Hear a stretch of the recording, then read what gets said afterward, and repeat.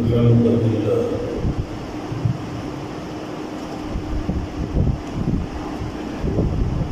نحمده ونستعينه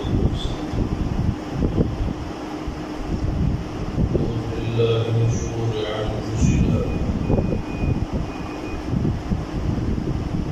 ومن سيئات أعمالنا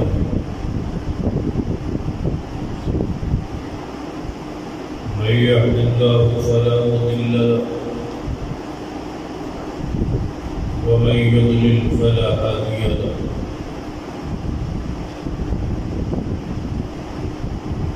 أشهد أن لا إله إلا الله وحده لا شريك له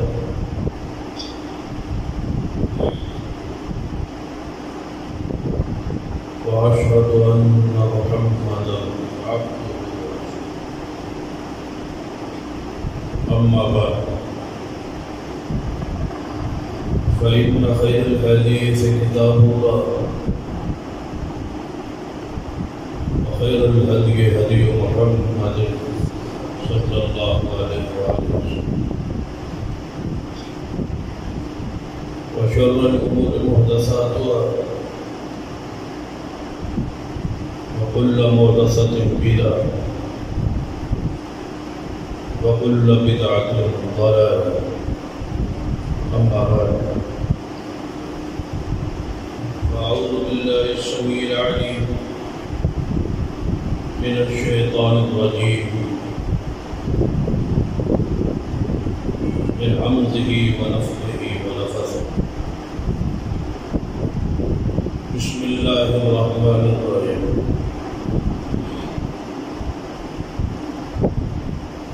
إن الذين يغضون أصواتهم عند رسول الله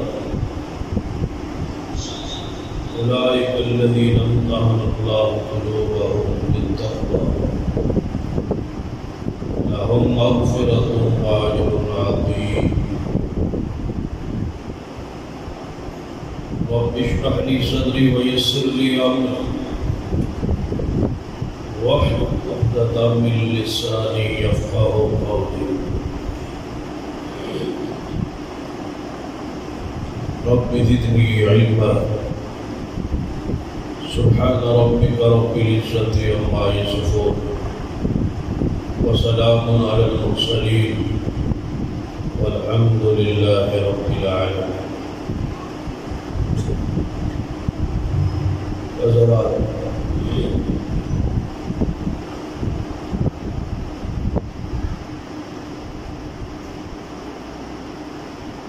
جیسا کہ آپ کے علم میں ہے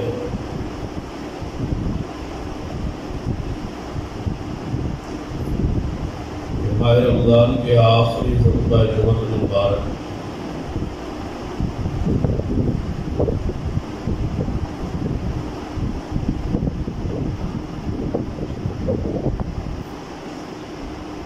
لوگوں کو دعوت فکر دو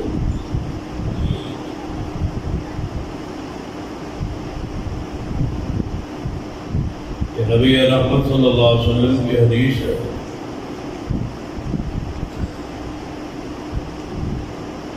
میری امت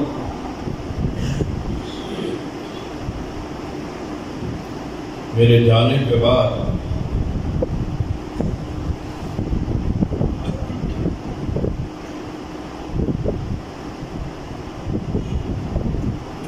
تہتر گروہوں میں تقسیم ہو جائے.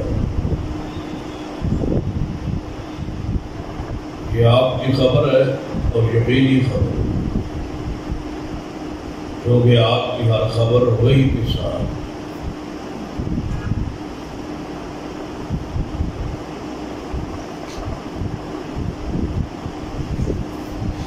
پھر ساتھ ہی دوسری حدیث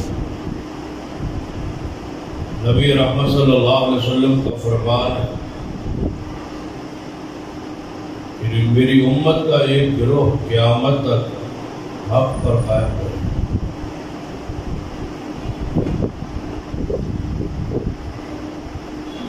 دونوں حدیث جو ہے وہ سامنے ہے.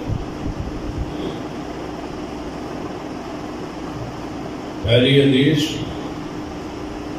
کہ میری امت فرقوں میں بٹ جائے گی، تقسیم ہو جائے گی.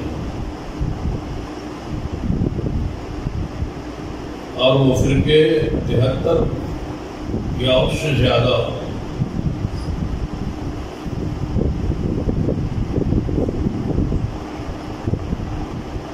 ساتھ ہی آپ نے فرمایا کہ میری امت کا ایک گروہ ہمیشہ حق پر قائم رہے. دونوں باتیں اب ہمارے سامنے. پہلی خبر کہ میری امت 73 فرقوں میں تقسیم ہو جائے گی. یہ خبر پوری ہو چکی ہے اور امت تقسیم ہو گئی. جب یہ ہمارا ایمان ہے، رسول رحمت صلی اللہ علیہ وسلم کی حدیث پوری ہو چکی ہے اور امت گروہوں میں تقسیم ہو.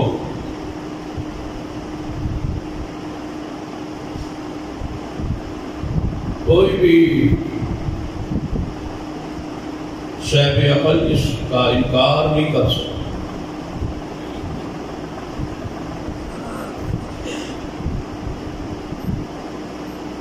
بلکہ ہر بندہ اس بات کو سنتا ہے اور بیان کرتا ہے اور کہتا ہے کہ امت گروہوں میں تقسیم ہو.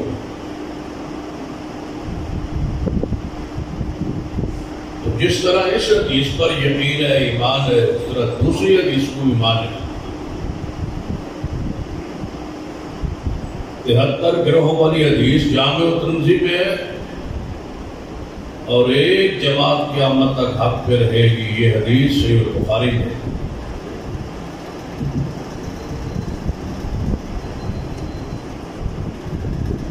جب 73 والی مان لی، گروہوں میں تقسیم ہونے والی مان لی ہے،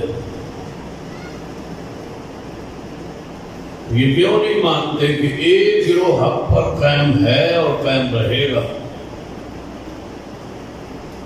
وہ کون سا ہے؟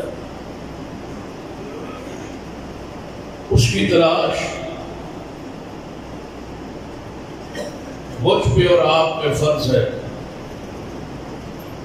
حق والے گروہ کی تلاش کریں اور تلاش کر کے اس کے ساتھ اپنا تعلق تمسک قائم رکھیں. محبت اس گروہ کے ساتھ ہو، تعلق اس گروہ کے ساتھ. باقی سارے فرقوں کو چھوڑ کے اس گروہ کے ساتھ تعلق ہونا چاہیے جس کی بشارت حدیث مصطفیٰ صلی اللہ علیہ وسلم میں ہے کہ گروہ حق پر رہے. وہ کون سا گروہ ہے جو حق پر ہے؟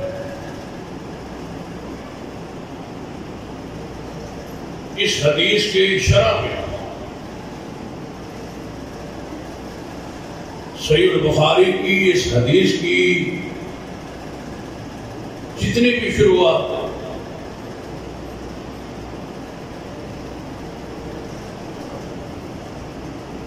ان کو ذرا پڑھے کہ حق والے اس گروہ کی جو شرح میں تفسیر میں محدثین کے اقوال ہیں ان کو پڑھے.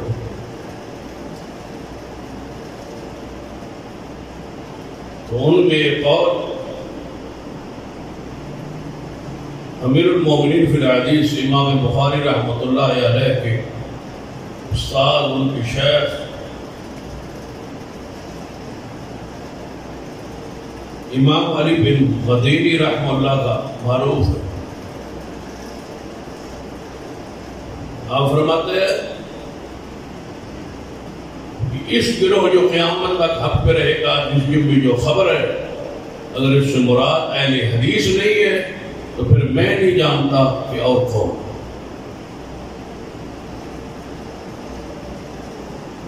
یہ واضح الفاظ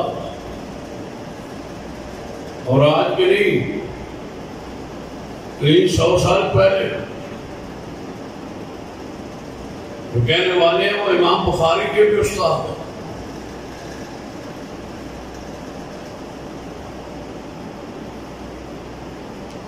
اور یہ جذباتی بات نہیں ہے، دلائل کی دنیا میں یہ حقیقت ہے کہ آل الحدیث ہی آل الحق، یہی آل سنت اور یہی آل النبی۔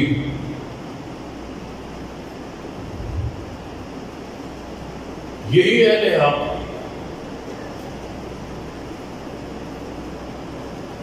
اس میں کوئی دوسری رائے یا ابہام یا شک والی بات ہے۔ آج سے کئی سو سال پہلے پیر عبد القادر جیلانی رحمہ اللہ نے لکھا تھا اپنی کتاب حلیۃ الطالبین میں، انہوں نے بھی اس حدیث کی شرح میں اپنے دور کے گمراہ فرقوں کا ذکر کیا۔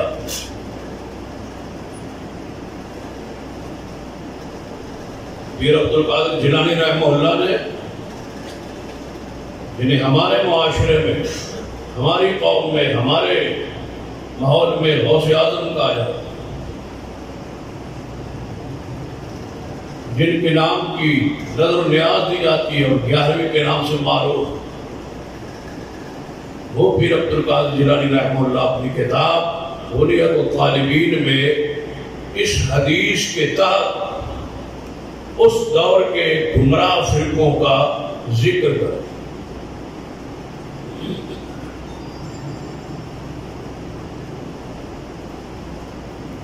گمراہ فرقوں کا ذکر کرتے گئے، پھر پیر صاحب نے بڑی وضاحت کی،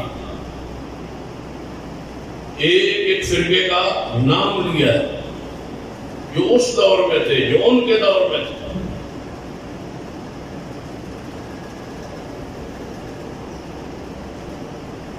یہ جتنے باطل گروہ ہیں اس دور میں موجود تھے۔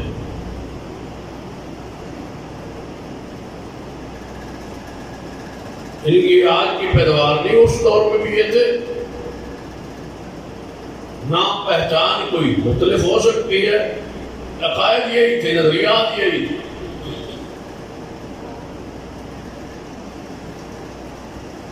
آج ہمارا واسطہ، ہمارا تعلق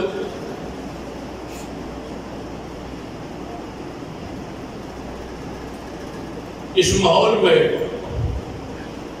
یا آل الحدیث سے پڑھتا ہے یا پھر احناف سے پڑھتا ہے۔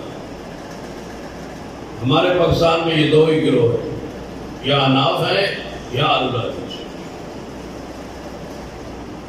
شیعہ کے حوالے سے تو ہمارے سب کا ایک ذہن فکر بن گئی ہے، یہ سوچ بن گئی ہے، یہ نظریہ بن گیا ہے، ان کی تو بات ہی نہ کریں، وہ تو حق پر نہیں۔ چلو یہ ذہن بن جانا بھی سمجھتا ہوں کہ علماء کی کرامت، علماء کی محنت ہے، قائدین کی قربانی ہے، اس کے پیچھے خون ہے، ہزاروں جانیں اس پر لگی ہے، تب جا کے یہ قوم مانی ہے کہ ان کا ذکر ہی نہ کرے، وہ تو حق پر نہیں۔ چلو شکر ہے، اتنی قربانیوں کے بعد، اتنی شہادتوں کے بعد، اتنی محنتوں کے بعد، اتنے خطابات اور دروس اور وعظ اور کتابیں لکھنے کے بعد یہ قوم مان تو گئی ہے کہ یہ گروہ اس کا ذکر نہ کرے، یہ حق پر نہیں۔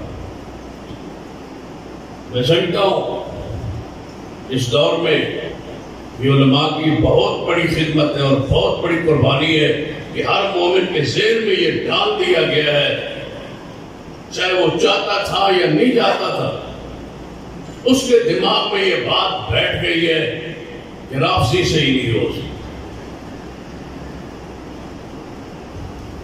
اب دوسری لازم بات ہے ذہن میں بٹھانے کے لیے، اس کے لیے قربانیاں تو ہوں، یہاں تو قربانیاں اس سے بھی زیادہ ہے،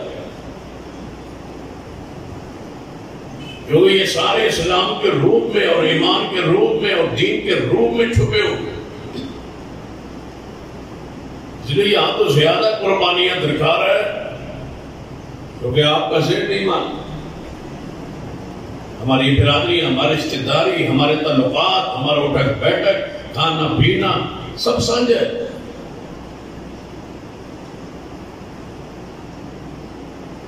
اس لیے ذہن نہیں مانتا. اس بات کو ذہن میں بٹھانا بڑا مشکل ہے. پیر عبد القادر جیلانی رحمہ اللہ، وہ لوگ، وہ شخصیات، وہ بزرگ، وہ اولیاء، وہ محدثین، جنہیں دنیا کے لوگوں کی کوئی پرواہ نہیں ہوتی تھی، وہ بات تو پھر صحیح کہہ دیتے تھے. دیکھ رہے پیر صاحب کے زمانے میں حنفی تھے. صرف یہ تقسیم نہیں تھی جو آج حنفی مختلف ناموں سے تقسیم ہے، کچھ بریلوی اور کچھ دیوبندیوں کی تقسیم میں ہے. حنفی تو حنفی ہوتا ہے، چاہے وہ کسی صورت میں بھی ہو، کسی روپ میں بھی ہو. بریلوی کہلائے، دیوبندی کہلائے، حیاتی کہلائے، مماتی کہلائے، بنیاد تو وہی ہے. اوپر حنفیت، اس سے آگے شاخ ہے. عقیدہ ایک ہے، سوچ بھی ایک ہے، منزل بھی سب ان کی ہے. آگے سلسلے ہیں، تعلقات ہیں اور تحقیقات ہیں، اور ہر نے اپنا اپنا نام اپنے اپنے بندوں کو جمع کرنے کے لیے الگ پہچان رکھی، تاکہ درمیان میں ایک فرق واضح ہو جائے کہ ہم نے ان کے ساتھ نہیں جانا، انہوں نے ان کے ساتھ نہیں جانا. صرف یہ ظاہری تقسیم ہے، بنیاد ہے.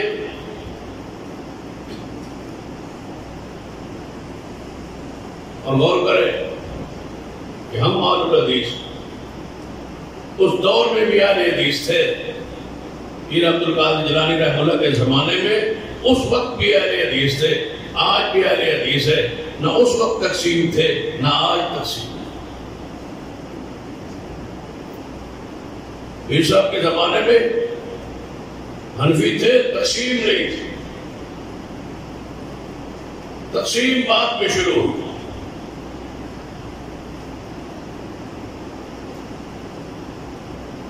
آج تک پیر صاحب کے بعد یہ 10 فرقوں میں بٹے تقسیم ہوئی، اور یہ سلسلہ جاری ہے. اور مجھے امید ہے کہ یہ قیامت تک جاری رہے گا. یہ تقسیم ہوتے رہے گے، تقسیم ہوتے رہے گے. اہل الحدیث کا یہ وصف ہے کہ آج سے 1300 سال جو پر عقیدہ تھا آج بھی وہی ہے، اور قیامت تک یہی رہے. نہ نماز بدلی، نہ مال بدلے، نہ عقائد بدلے، نہ نسبتیں بدلے. یہی فرق ہے دوسرے اور اہل الحدیث. پیر عبد القادر جیلانی رحمہ اللہ اپنے دور کے گمراہ فرقوں کا ذکر کرتے ہیں اس حدیث کی روشنی میں کہ فرقے اس امت کے بن جائیں گے. حدیث ہے، بشارت رسول ہے، خبر ہے. تو لہذا اپنے دور کے فرقوں کا تذکرہ کر دیا جائے تاکہ ان گمراہ فرقوں سے لوگ بچیں.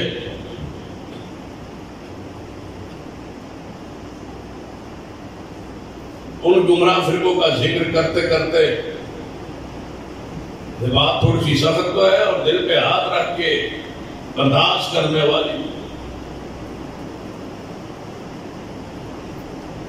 اور جتنا سننا اور برداشت کرنا مشکل ہے اتنا بیان بھی مشکل ہے.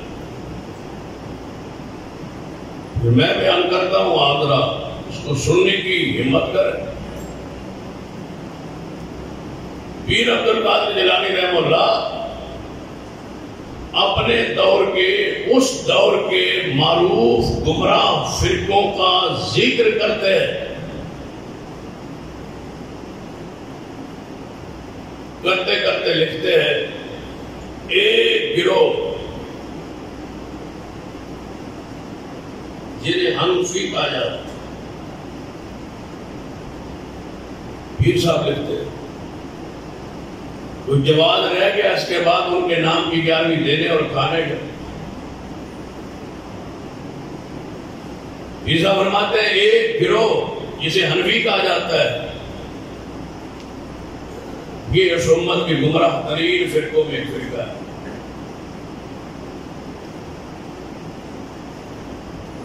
پیر صاحب فرماتے ہیں مجھے سے گلا تو نہیں ہے، پیر صاحب سے گلا ہونا چاہیے۔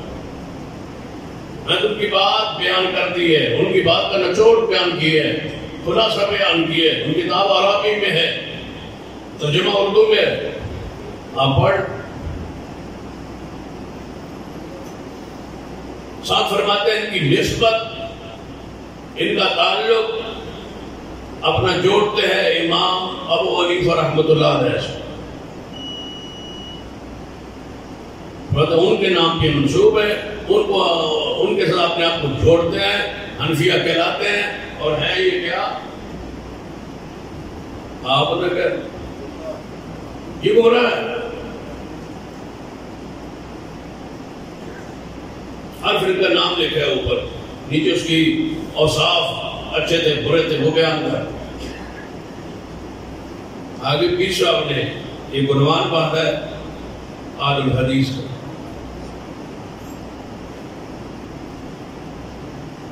آل الحدیث کا بھی عنوان باندھا ہے، یہ بھی ایک گروہ ہے۔ اس گروہ کا عنوان باندھ کے اس کے بارے میں ایک جملہ بھی خلاف لکھا ہو تو ہم کبھی بھی ممبر پہ نہیں چڑھے۔ ایک جملہ فرماتے ہیں یہ جو گروہ آل الحدیث کا ہے یہی اہل و سنت ہے، یہی اہل حق ہے، یہی وہ گروہ ہے جو قیامت تک رہے گا، اور جو ان کو برا کہے وہ زندیق ہے، بدعتی ہے، گمراہ ہے۔ بدعتی کی علامت یہ ہے، آگے فرماتے ہیں پھر بدعتی کی علامت نشانی یہ ہے کہ وہ اہل حدیث کو برا کہتے ہیں اور ان کے مختلف نام رکھتے ہیں۔ فیصلہ تو پیر صاحب فرما گئے، اب مانے یا نہ مانے یہ تو عوام الناس کی مرضی ہے، لیکن ایک گروہ حق پر ہے اور پیر صاحب فرماتے ہیں وہ آل الحدیث۔ قرآن پاک کی آیات میں ذرا غور کریں، کیا قرآن پاک نے حدیث نے یہی پیغام دیا ہے کہ جہاں کوئی لگا رہے اس کو کچھ نہ کہو، اس کا رد نہ کرو؟ پھر کبھی آپ نے سوچا ہے کہ جس گروہ کے ساتھ آپ ہیں وہ گروہ حق پر بھی ہے یا نہیں؟ اتنی دین سے بے رخی کیوں ہے؟ قرآن کہتا ہے یا ایھا الذین آمنوا ان جاءکم فاسق بنبأ فتبینوا، اے ایمان والو جب تمہیں کوئی خبر دے اس کی تحقیق کرو۔ جب وہ کہہ رہے ہیں کہ ہم حق پر ہیں، ہم حق پر ہیں، ہمارے ساتھ ملو، ہم حق پر ہیں، میں کہتا ہوں ہم حق پر ہیں، تو آپ پہ لازم ہے تحقیق۔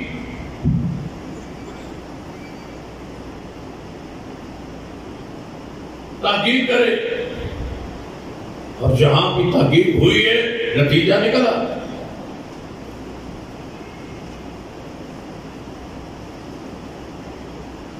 کیا یوسف علیہ السلام کے بھائیوں نے اپنے باپ یعقوب علیہ السلام کو مطمئن نہیں کر دیا تھا کہ بھیڑیا کھا گیا یوسف کو؟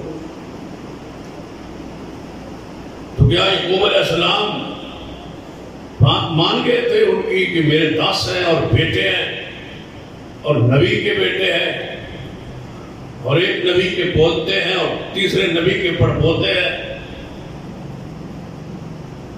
اور جو کہہ رہے ہیں ٹھیک ہے؟ نہیں،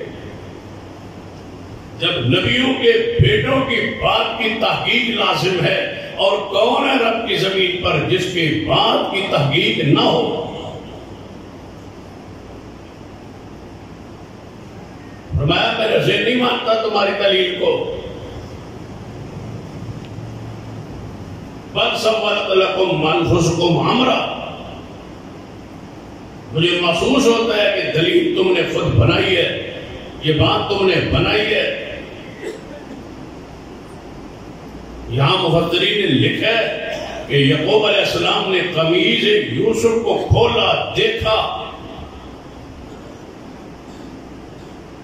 کہ بھیڑیا یوسف کو کھائے تو یہ قمیض کیوں نہ پھٹے؟ اگر یوسف کے بدن پہ یہ قمیض تھی نہیں تو پھر یہ قمیض پر خون کیسا؟ پھر بولے بال سولت لکم انفسکم امرا، بیٹو سچی بات تو یہ ہے کہ یہ بنی بنائی بات لگتی ہے، بنی بنائی۔ تم نے کہیں بیٹھ کے اس بات کو گھڑا ہے، بنایا ہے، تم مگر کرتے ہو، یہ دلیل تم لے آئے ہو، بنا کے لے آئے ہو۔ اور یہ بات بال سولت لکم، میرے اور آپ کے لیے الفاظ آئے تم نے بنائی۔ ہر باطل گروہ نے اپنے مذہب، اپنے مسلک، اپنے اعمال پر دلائلوں کو گھڑا اور بنایا، اور ہمارا یہ وصف ہے کہ ہم نے آج تک اپنے کسی عمل پر دلیل بنائی نہیں، وہی کی ہے جو آسمان سے دلیل نازل ہوئی۔ قمیض کو کھولا، بات کو کھولا، بیٹوں کی بات پہ توجہ کی، غور کیا، بات نکل آئی۔ 40 سال بعد چاہے نکلی، لیکن نکلی تو صحیح۔ یعقوب علیہ السلام کا جملہ اس سے 40 سال بعد پورا ہوا۔ فرمایا بیٹو سناؤ، جو میں کہتا تھا کہ تم نے دلیل بنائی ہے، یہ بات حق ہے یا نہیں؟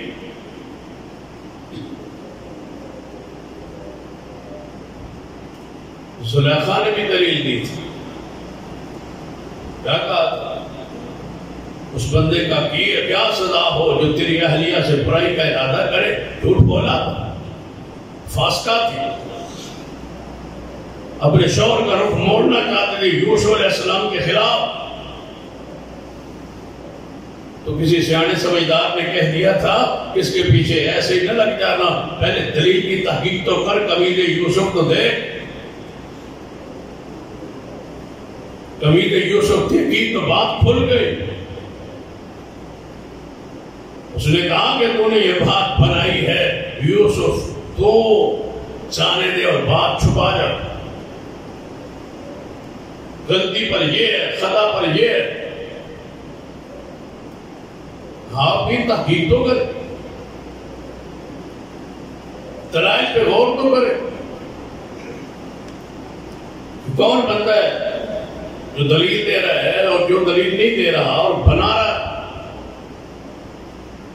اور لوگ کہتے ہیں حدیثوں کی بات دلیل پر ہوتی ہے اور صحیح ہوتی ہے اور پکی ہوتی ہے، پختہ ہوتی ہے، مضبوط بات کرتے ہیں۔ جب مضبوط کرتے ہیں تو کچی کرنے والوں کے ساتھ کیوں؟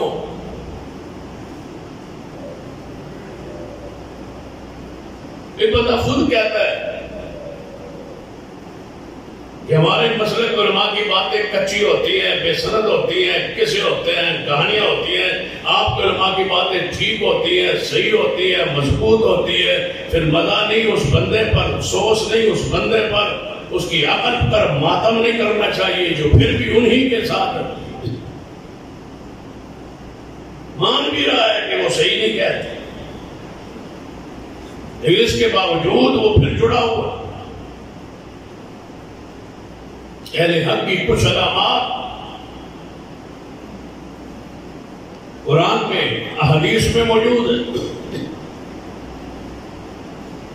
جن کے ذہن صاف ہے، دماغ صاف ہے اور حق تک پہنچنا چاہتے ہیں، وہ دلائل پہ غور۔ قرآن پاک کی پہلی دلیل دینے لگا ہوں، تلاش آپ کی ذمہ داری۔ یہ آیت مبارکہ جو خطبہ مسنونہ میں پڑھی ہے سورۃ الحجرات کے اندر، قرآن پاک کے الفاظ ان الذين يغضون اصواتهم عند رسول اللہ، وہ لوگ، وہ طبقہ ہو گئے جو اپنی آوازوں کو پست رکھتے ہیں رسول اللہ کی آواز کے مقابلے میں، حضور کے پاس اپنی آوازوں کو پست رکھتے ہیں۔ اس آیت کے دو معنی، یہ آپ کی زندگی تک بھی تھی اور زندگی کے بعد بھی آیت اسی طرح۔ زندگی میں یہ تھی جب رسول اللہ کے پاس بیٹھنا ہے تو اونچی نہیں بولنا، اور زندگی کے بعد اس آیت کا معنی مفہوم یہ ہے کہ جہاں حضور کی آواز، حدیث، فرمان، قول آ جائے وہاں اپنی کسی اور کی آواز کو اونچا نہیں کرنا۔ تو تلاش کی وہ کون سا گروہ ہے جو اپنی آواز رسول اللہ سے اونچا نہیں کرتا، بلند نہیں کرتا، رسول اللہ کے سامنے اپنی آواز کو پست رکھتا ہے، اپنی سوچ کو، اپنی فکر کو، اپنے اتحاد کو، اپنی قیاس کو، اپنے عمل کو کوئی حیثیت نہیں دیتا۔ رسول اللہ کی حدیث کے مقابلے میں وہ ساری دنیا تلاش کرے، وہ ایک ہی گروہ ہے، وہ اور حدیث کا ہے۔ ہم نے اپنی بات کو کبھی اونچا نہیں کیا مصطفیٰ کی بات سے، باقی سارے گروہ حضور کی بات کے مقابلے میں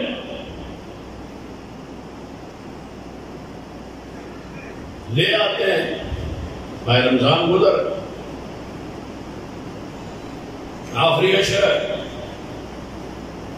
جائیں گھروں میں، اسی محلے میں، اسی گلی میں پھرتے جائیں، دروازے کھٹکھٹا کے پوچھے کہ آپ کے گھر میں کوئی اعتکاف بیٹھا ہے؟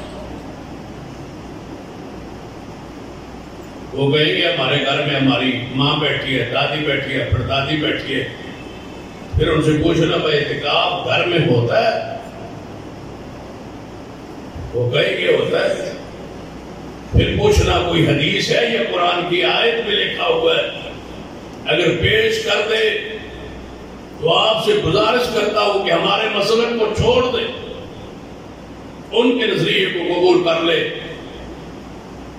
دیکھ میں ایک آدھی چاول چکھتے ہیں لوگ، ذائقہ پتہ چل جاتا۔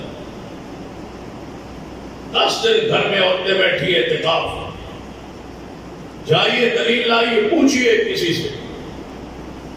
قرآن تو کہتا ہے وَلَا تُبَاشِرُوهُنَّ وَأَنْتُمْ عَاكِفُونَ فِي الْمَسَاجِدِ، کہ مسجدوں میں جب تم اپنی بیویاں اور تم اعتکاف میں بیٹھے ہو تو بیویوں سے مباشرت نہ کرو۔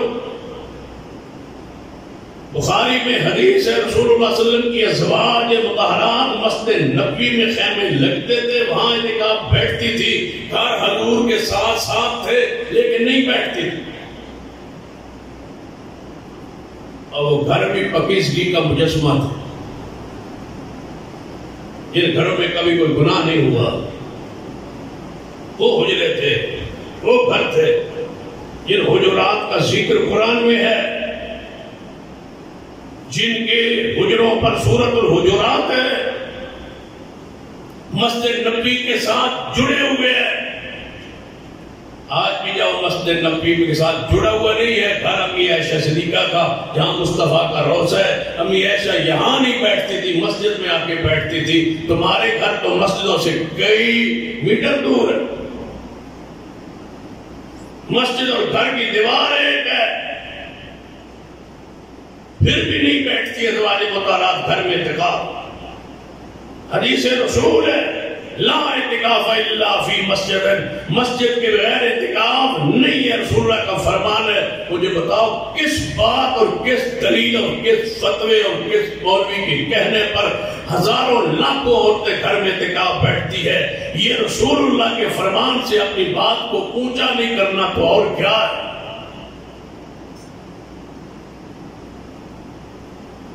پوری ذمہ داری سے کہہ رہا ہوں، جو بندہ، جو عورت، جو مرد گھر میں اعتکاف بیٹھتا ہے اس کا اعتکاف نہیں ہے۔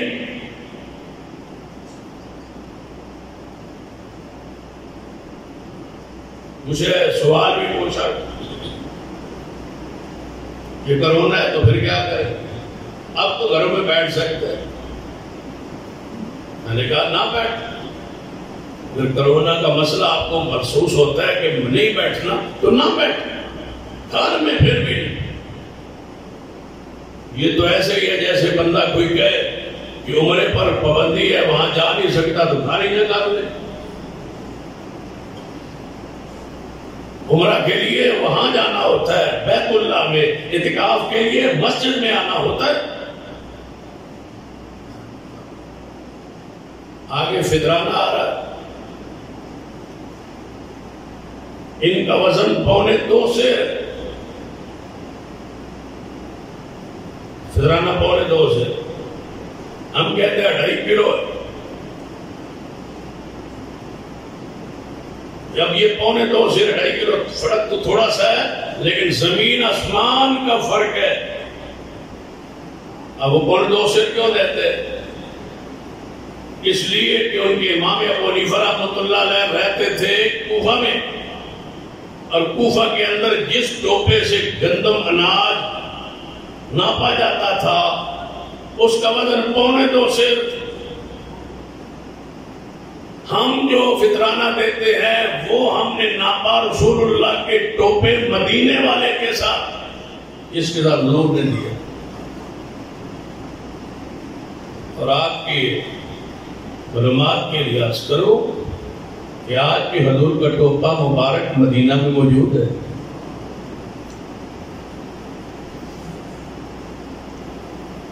جائے نا وہ وہاں میوزیم جو پرانے آثار قدیمہ وہاں محفوظ موجود ہے مدینہ میں، وہاں ٹوپا حضور کا موجود ہے۔ ہمارے علماء کرام نے، نواب صدیق الاسلام بھوپالوی رحمۃ اللہ علیہ لکھتے ہیں، میں خود مدینے جا کے وہ ٹوپا ناپ کے لایا تو وہ 2.5 کلو ہندوستانی 2.5 کلو بنا، تو ہم کیوں نہ اس ٹوپے کے ساتھ دے جس کے ساتھ رسول اللہ نے دیا ہے؟ دینا تو ایک ٹوپا ہے۔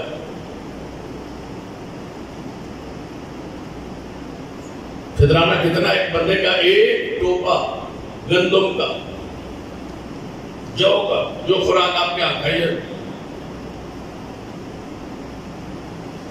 ہے ٹوپا ہی۔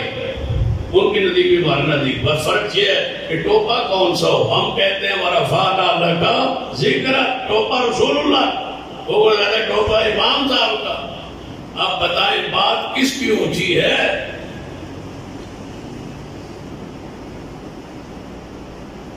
یہ مسئلے تو 3 اس لیے بیان کر رہا ہوں تو آپ کے ذہن میں بات ایک بیٹھ جائے، جو کہ رمضان کے ذہن باتوں کا تعلق۔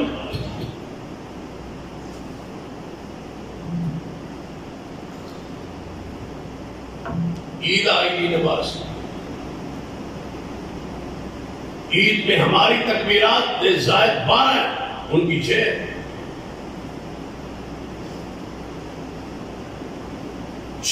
تکبیرات اہل کوفہ کا قول ہے،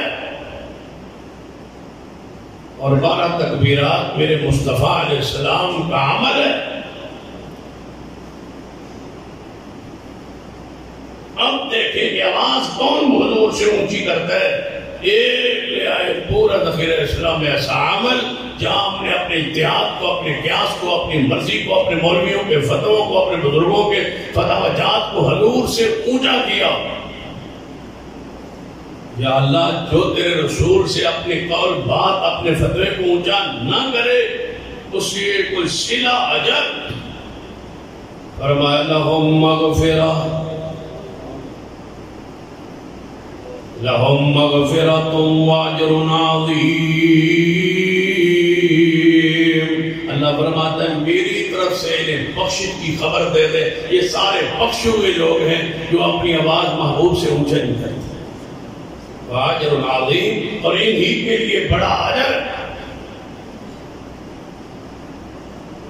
تو ہم نے کس کس موقع پر حدیث کو پیچھے نہیں کیا؟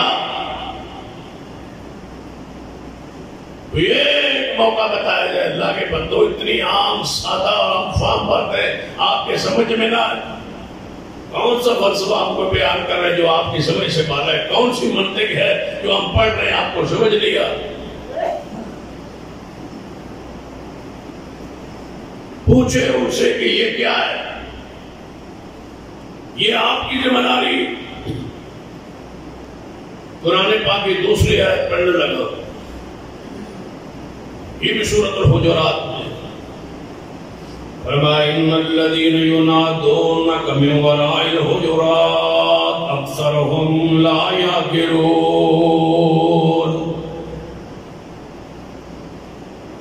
کچھ لوگ حضور علیہ السلام کے پاس آئے،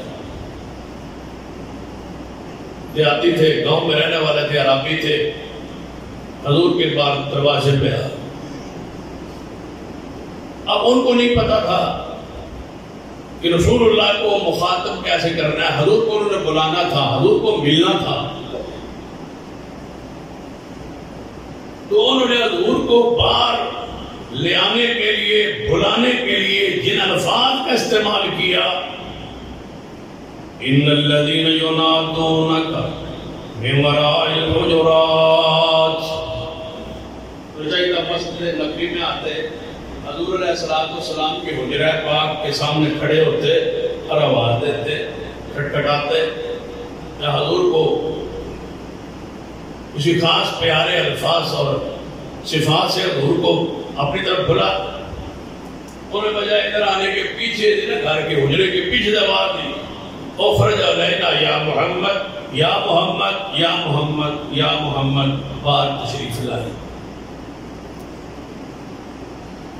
جب یہ اس انداز میں حضور کو بلایا، کیا کہہ کے؟ یا محمد۔ کیا معنی ہے اخرج علینا یا محمد؟ اے محمد مصطفیٰ صلی اللہ علیہ وسلم باہر آئی، باہر نکلی۔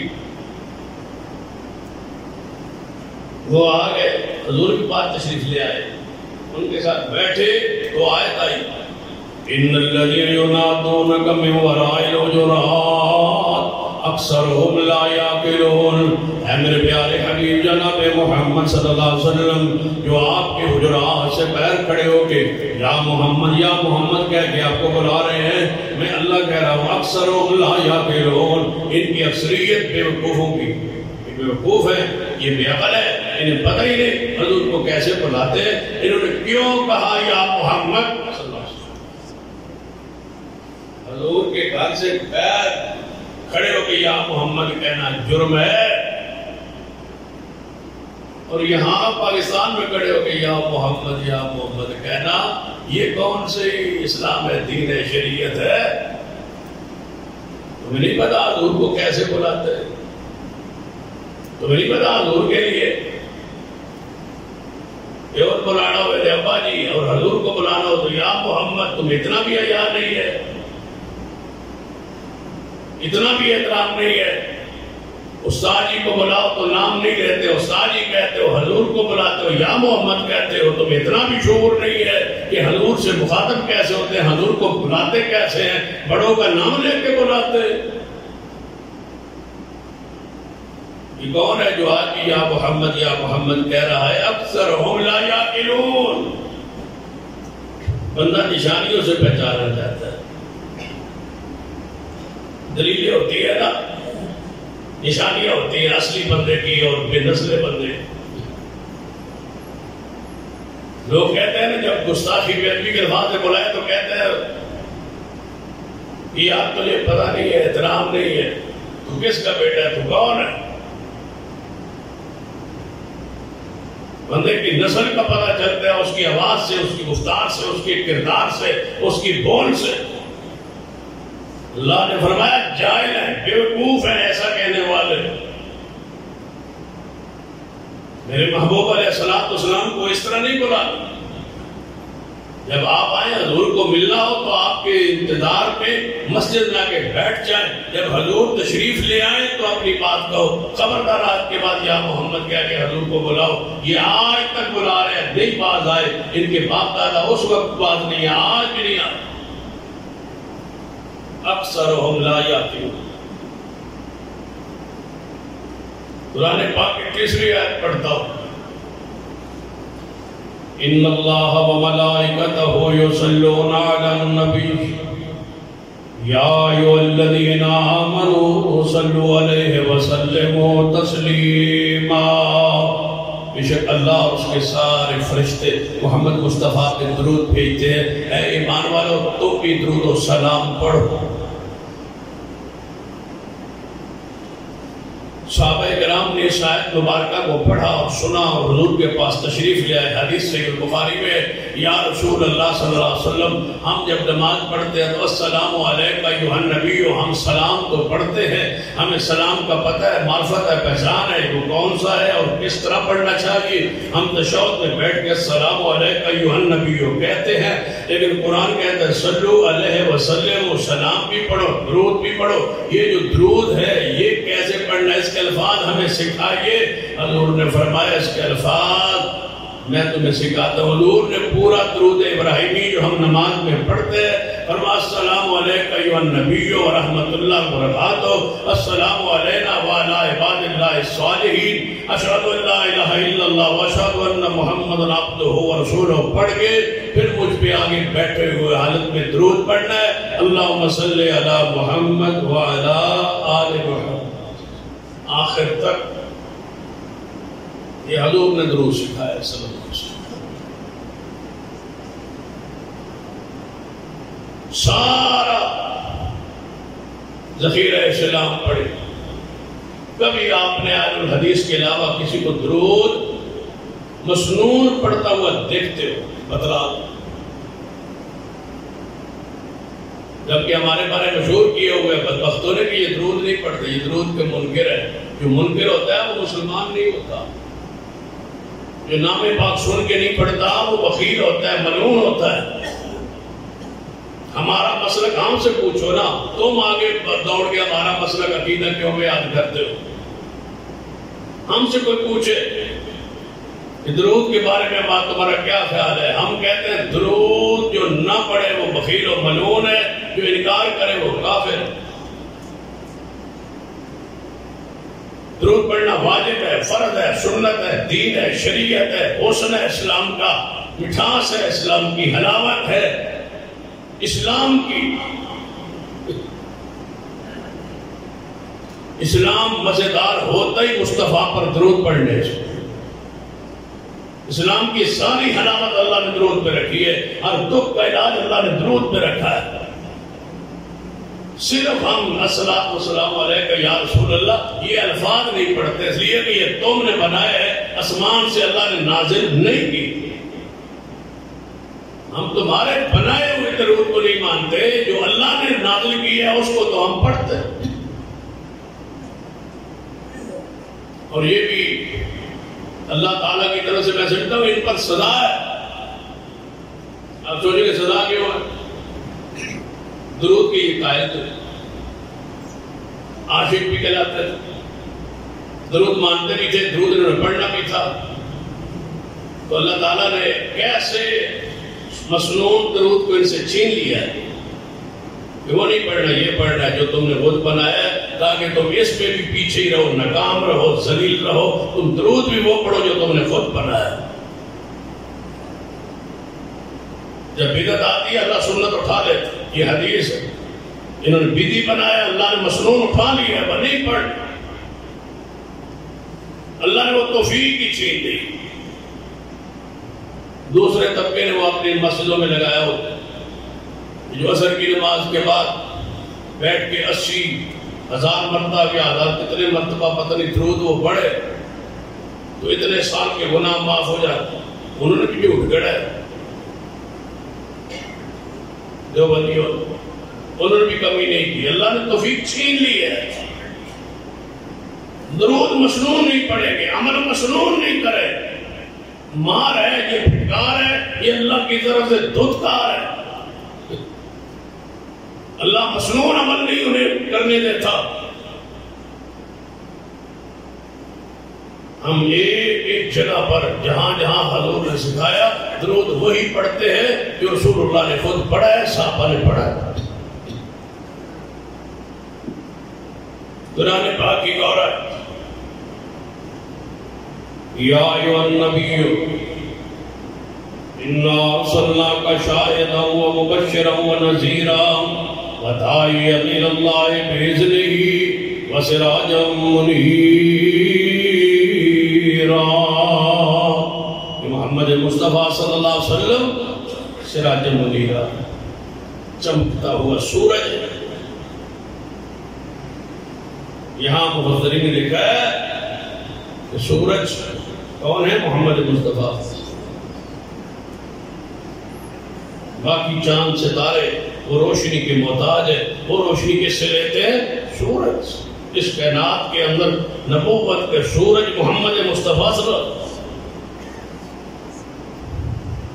اور جب سورج چڑھ جائے،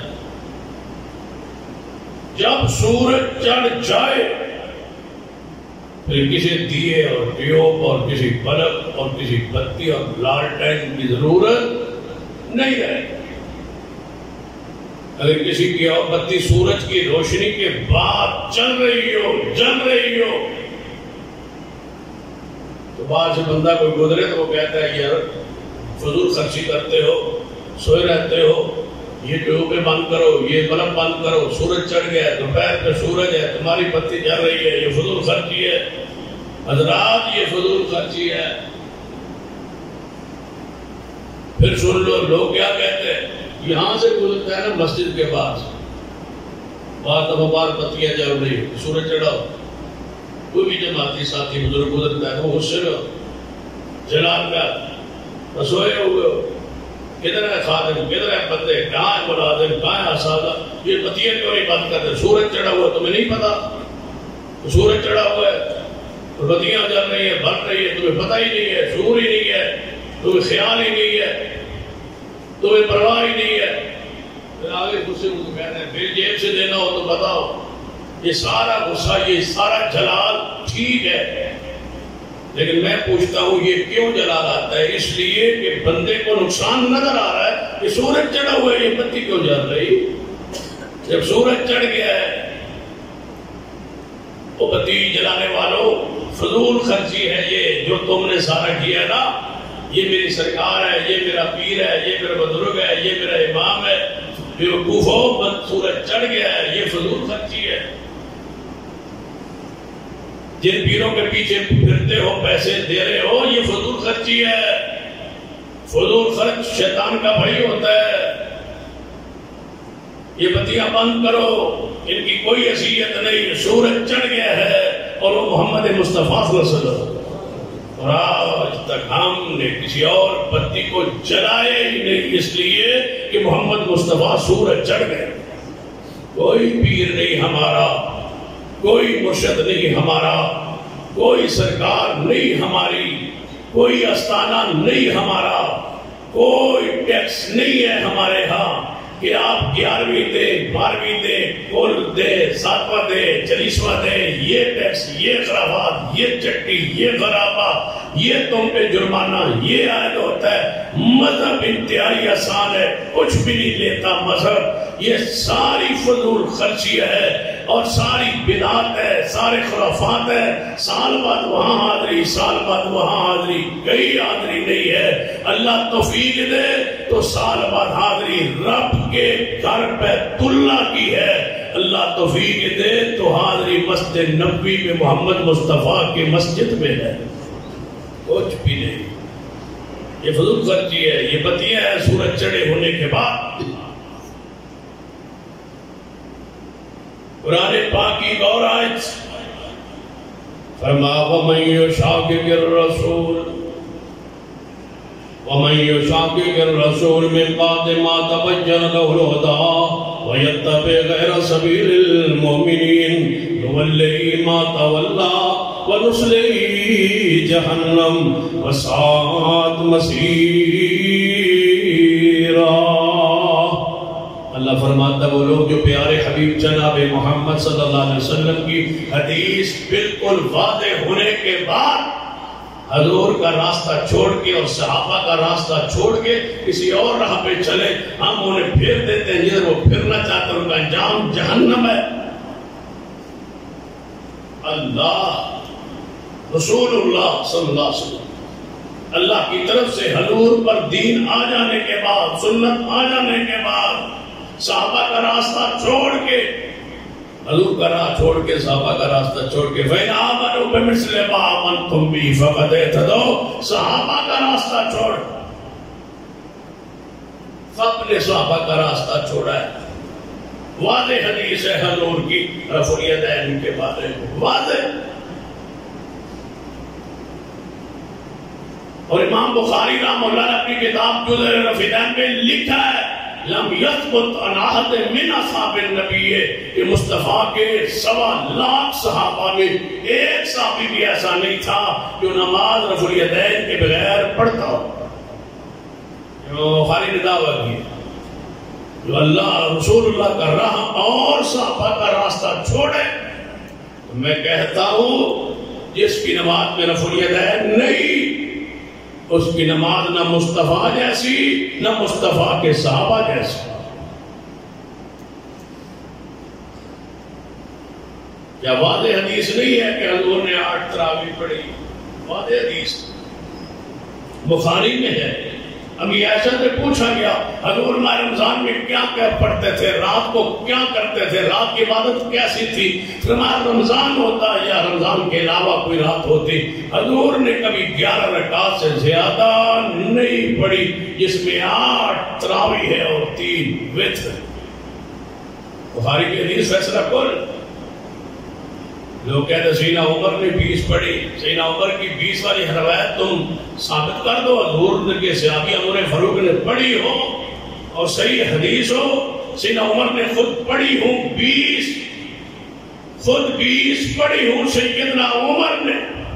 لے آؤ ہم تمہیں پیسوں سے تول کے تمہیں انعام دے گے. جھوٹ بولتے ہو سیدنا عمر پر، رافضی ہو، نیم راز. سیدنا عمر پر الزام لگاتے ہو کہ حضور نے 8 پڑھی، سیدنا عمر نے 20 پڑھی. زبان بند کرو سیدنا عمر کے بارے میں، جھوٹ بولتے ہوئے حیا کرو. سیدنا عمر نے 20 پڑھی، حضور نے 8 پڑھی. کیا تم تاثر دینا چاہتے ہو کہ سیدنا عمر حضور سے آگے بڑھتے تھے؟ حضور نے 8 پڑھی، حضور نے 8 پڑھی تو پھر پڑھو نا، کیوں نہیں پڑھتے؟ حضور نے تو 8 پڑھی ہے، سیدنا عمر نے 20 پڑھی. حضور نے تو 8 پڑھی، سیدنا عمر نے 20 پڑھی. حضور نے تو 8 پڑھی ہے، حضور نے 8 پڑھی ہے نا، چلو شکر ہے حضور نے تو 8 پڑھی ہے نا، ہم پڑھ رہے ہیں، پھر برا کیوں گئے تھے؟ جب حضور کہتے ہو 8 پڑھی، ہم نے بھی پڑھی 8. حضور کی تعریف کرتے ہو، پیار کرتے ہو، محبت حضور پر ایمان لاتے ہو، ہمیں گالیاں پھر کیوں دیتے ہو؟ ہم وہی تو کر رہے ہیں جو حضور نے کیا ہے. سیدنا عمر نے 20 پڑھی. سیدنا عمر نے 20 کہاں پڑھی؟ کہاں پڑھی ہے؟ بغداد میں پڑھی، کوفے میں پڑھی، زبان مدرسے میں آگے پڑھی، بریلیوں کے مدرسے جامع بریلی میں پڑھی. کہاں پڑھی ہے؟ وضاحت کیجئے سیدنا عمر نے کہاں 20 پڑھی ہے. میں ممبر پہ کھڑا ہو کے وضاحت کر رہا ہوں، اللہ کی قسم روزے سے قسم اٹھا رہا ہوں، اللہ کی قسم سیدنا عمر نے 20 ایک دن بھی نہیں پڑھی. جھوٹ بولتے ہو تم، غلط کہتے ہو تم، خیانت کرتے ہو تم. اب پہلے کہتے تھے مکہ میں 20 ہوتی ہے، مدینہ میں 20 ہوتی ہے. اللہ کا شکر ہے پچھلے سال بھی اور اس سال بھی جب یہ بیماری کرونا کی وبا آئی، امام کعبہ نے کہا بھائی اس سال وہی پڑھی جائیں گی جو حضور نے پڑھی ہے. 8 رکعات ہی پڑھی، اب 8 ہو رہی. اگر 8 نہ ہوتی اصل تو پھر تبدیلی نہ ہوتی. وہ پڑھتے تھے ان کے لیے بھئی الگ جماعتیں نہ کروائے، شرارتیں نہ کرے، یہاں آ کے رولا نہ ڈالے، جھگڑا نہ کرے. 10 پڑھا کے امام چلا جاتا، دوسرا آ جاتا، جس نے 20 پڑھی ہے پڑھتا رہے. ہمارا تو امام دوسرے نے جس نے پہلی 10 نہیں پڑھی ہوئی، تاکہ یہ شرارت نہ کرے، اپنے اپنے یہاں کھڑے ہو کے جماعتیں نہ کروائے. تمہاری شرارت روکنے کے لیے طریقہ اختیار کیا تھا، تم نے سمجھا کہ وہی آ گئی ہے 20 کی. پھر انہوں نے اب جب کرونا ہے انہوں نے کہا وہ اب شرارتی تو آ نہیں رہے، سارے ہمارے ہی ہیں چند بندے، تو ہم وہی پڑھیں گے جو مصطفیٰ نے پڑھی. اب جاؤ نا مکہ مدینہ تو پتہ چلے کتنی تراویح ہوتی. تبھی تو طارق جمیل صاحب نے دعا کی ہے. ایسا تو میں نے سنی پچھلے سال کرونا جب آیا تھا تو اس وقت طارق جمیل صاحب نے دعا کی تھی، یا اللہ اب تو معاف کر دے، اب تو میں معاف کر دے، کرونا لے جا یا اللہ اب تو معاف کر دے. اب تو مکے میں تراویح بھی آدھی ہو گئی، یعنی پہلے 20 ہوتی نا، اب 10 ہو گئی، آدھی ہو گئی. آدھی نہیں ہوئی، پوری ہوئی. جڑی زائد تھی نا وہ ختم ہو گئی، وہ آ گئی ہے جو محمد مصطفیٰ نے پڑھی. حق وعدے، حدیث وعدے، عمل وعدے، نہیں مانتے. جائیے قرآن پاک نے کیا فرمایا، جو مجھ سے محبت کرنا چاہتا ہے وہ کیا کرے؟ قُلْ إِن كُنْتُمْ تُحِبُّونَ اللَّهَ فَاتَّبِعُونِي يُحْبِبْكُمُ اللَّهُ وَيَغْفِرْ لَكُمْ ذُنُوبَكُمْ وَاللَّهُ غَفُورٌ رَحِيمٌ۔ اے میرے پیارے حبیب جناب محمد صلی اللہ علیہ وسلم فرما دیجئے اگر مجھ سے محبت، اللہ سے محبت کرنا چاہتے ہو، خالص اور صرف اتباع کرو محمد مصطفیٰ صلی اللہ علیہ وسلم۔ خالص اور صرف بتاؤ پھر اللہ کس سے محبت کرتا ہے؟ جو خالص اور صرف حضور کی اتباع کرے۔ میں پوری ضمانت گارنٹی سے کہہ رہا ہوں، خالص اور صرف رسول اللہ کی، خالص اور صرف رسول اللہ کی پیروی ہم ہی کرتے ہیں۔ خالص بھی کرتے ہیں اور صرف حضور کی کرتے ہیں۔ کوئی خالص نہیں کرتا، کوئی صرف نہیں کرتا ہے لیکن ساتھ ساتھ امام کی بھی کرتا ہے ساتھ ساتھ بزرگوں کی بھی کرتا ہے۔ ہم خالص اور صرف حضور کی ہی کرتے ہیں۔ قرآن پاک کی اور آیت، یا ایھا الذین آمنوا اطیعوا اللہ واطیعوا الرسول ولا تبطلوا اعمالکم۔ اے ایمان والو، اللہ اس کے رسول کی اطاعت کرو، اپنے اعمال باطل نہ کرو۔ قرآن کہتا ہے اس کے عمل باطل ہے، برباد ہے، جو حضور کی سنت سے ہٹے ہوئے ہیں۔ تمہیں خبر ہے کہ تمہارے اعمال باطل ہے، اس لیے تم وہ کرتے ہو جو حضور نے نہیں کیا۔ تم اذان پہ قبر کے اذان کہتے ہو، قبر سے 40 قدم پیچھے ہٹ کے دعا کرتے ہو، پوس اور میلے اور ٹھیلے کرتے ہو، مرنے کے بعد پول 7ویں 40ویں کرتے ہو۔ تمہیں خبر ہے کہ یہ اعمال تمہارے باطل ہے، برباد ہے۔ جب ایک بدعت آئے سارے نیکیاں ضائع ہو جاتی ہے، اس لیے کہ تم اطاعت نہیں کرتے۔ ہمیں اپنے اعمال کی قبولیت کی انشاءاللہ کبھی امید ہے، کیونکہ آج تک ہم نے عمل کیا ہی نہیں ہے جو مصطفیٰ نے نہیں۔ قرآن پاک کی اور آیت جس پہ بات کا اختتام کرنے لگا، فرمایا یا ایھا الذین آمنوا اطیعوا اللہ واطیعوا الرسول واولی الامر منکم فإن تنازعتم فی شیء فردوہ الی اللہ والرسول ان کنتم تؤمنون باللہ والیوم الآخر ذلک خیر واحسن تأویلا۔ اے ایمان والو، اللہ کی بات مانو، رسول اللہ کی بات مانو، اولی الامر منکم، اپنے بڑوں کی بات مانو، بزرگوں کی بات مانو، اماموں کی رو فقیروں جو بھی ہے نیک بندہ، جو صاحب امر ہے صاحب حکم ہے، سب کی بات مانو۔ فَإِن تَنَازَعْتُمْ فِي شَيْءٍ فَرُدُّوهُ إِلَى اللَّهِ وَالرَّسُولِ، اگر تمہارا پیر، تمہارا امام، تمہارا بزرگ، تمہارا مفتی، تمہارا فقیہ، تمہارا کوئی بڑا اگر قرآن و سنت کے خلاف بات کرے، تمہارا تنازع ہو جائے، جھگڑا ہو جائے، امام کچھ کہے، حدیث کچھ کہے، امام یہ فرمائے، حدیث یہ فرمائے، امام کہے کہ گھر سے بھاگنے والی بچی کا نکاح ہو جاتا ہے، حدیث مصطفیٰ کہ لا نکاح الا بولی، ولی کے بغیر نکاح نہیں ہوتا، مولوی کہے فاتحہ بغیر نماز ہو جاتی ہے، رسول اللہ فرمائے لا صلاۃ لمن لم یقرأ بفاتحۃ الکتاب، جو فاتحہ نہ پڑھے اس کی نماز نہیں ہوتی۔ مولوی کچھ کہے، حدیث کچھ کہے، فتویٰ کچھ ہو، حدیث کچھ اور کہے، فرمایا فَإِن تَنَازَعْتُمْ فِي شَيْءٍ فَرُدُّوهُ إِلَى اللَّهِ وَالرَّسُولِ إِن كُنتُمْ تُؤْمِنُونَ بِاللَّهِ۔ تم اپنے امام کی بات چھوڑنا ہوگی، اپنے بزرگ کی بات چھوڑنا ہوگی، ماننی ہے اللہ کی، اس کے رسول کی۔ إِن كُنتُمْ تُؤْمِنُونَ بِاللَّهِ إِن كُنتُمْ تُؤْمِنُونَ بِاللَّهِ، بڑے پیارے الفاظ ہیں، قرآن کے معنی بڑا پیارا ہے۔ إِن كُنتُمْ تُؤْمِنُونَ بِاللَّهِ، اگر تمہارے اندر ایمان کی رتی موجود ہے، اگر تم مومن ہو، اگر تم مومن ہو، اگر تم کے اندر ہمارے اندر ایمان موجود ہے، إِن كُنتُمْ تُؤْمِنُونَ بِاللَّهِ وَالْيَوْمِ الْآخِرِ، اگر قیامت پر ایمان ہے، آخرت پر ایمان ہے، میرے سامنے کھڑے ہونے پر ایمان ہے، جنت پر ایمان ہے، جہنم پر ایمان ہے، پل صراط پر ایمان ہے، حشر پر ایمان ہے تمہارا، اور اعمال کے تولے جانے پر تمہارا اگر ایمان ہے، میرے سامنے آنے پر اگر ایمان ہے، إِن كُنتُمْ تُؤْمِنُونَ بِاللَّهِ وَالْيَوْمِ الْآخِرِ، اگر تم مومن ہو، تمہارے اندر ایمان کی رتی بھی موجود ہے، تو تم اپنے ایمان عمر کی بات چھوڑ دینا اور بات ماننا پیارے حبیب جناب محمد صلی اللہ علیہ وسلم کی. سن لیجئے حنفی کو کوئی بات نہیں چھوڑتا امام کی, کہتے یہی ہم چھوڑ دیتے ہیں, کوئی مثال نہیں دے سکتا. حنفی نہیں چھوڑتے اپنے امام کی بات, حدیث کو چھوڑ دیں گے, امام کی بات نہیں چھوڑیں گے. کیوں؟ فقہ حنفی کی اصولی کتاب اصول کرخی میں یہ اصول لکھا ہوا ہے.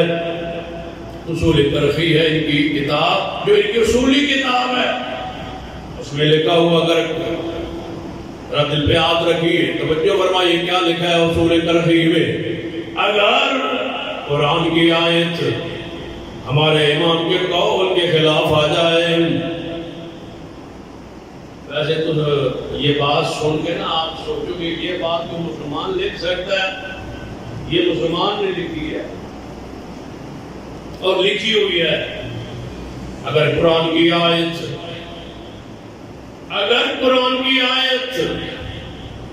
ہمارے امام کے قول کے خلاف آ جائے, قرآن کی آیت کو چھوڑ دیا جائے گا, قرآن کی آیت کو منسوخ سمجھا جائے گا, یا قرآن کی آیت کی کوئی تعویل کر لی جائے گی, پھیر پھیر کر اس کا معنی بدل لیا جائے گا, لیکن امام کے قول کو نہیں چھوڑا جائے گا.